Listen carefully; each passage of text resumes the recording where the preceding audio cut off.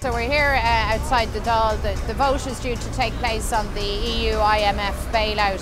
Of course, this is a bailout not for this state and its citizens, but for the bankers and bondholders. We're here protesting because we can't afford this bailout, so-called. We're here protesting because what we need is not a bailout. We need new leadership, we need a new government, we need a new way forward. And that does not involve keeping more and more billions of debt on the shoulders of the citizens of this state, simply to save the bacon of investors who made a bad gamble.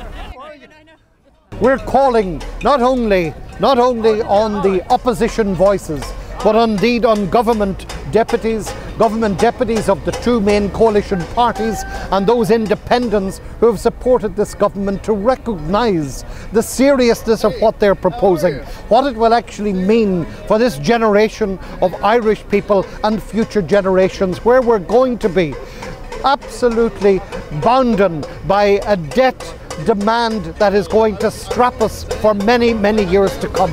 We're asking now for a rejection of this deal, recognising that the government have not been honest. They have not told us the full facts. We're having a drip feed, as we learned last evening that there is a 3% profit margin in the interest of those EU countries, those Eurozone countries who are lending part of this overall deal.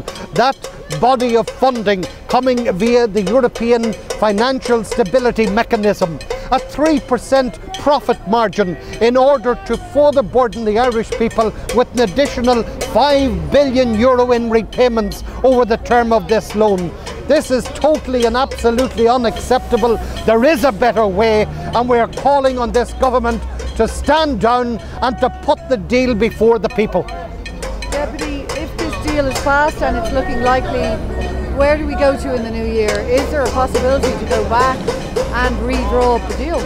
Well, I think the deal should be rejected outright, and I believe that those parties who are presenting themselves as an alternative government going into this general election need to be absolutely honest and upfront with the Irish electorate. They need to commit now that if they are indeed to form the next government, that one of the first actions they will take is to absolutely cancel this arrangement. No other answer is acceptable. There is no need to bring in the IMF to strap the Irish people to a whole new arrangement with an outside international agency.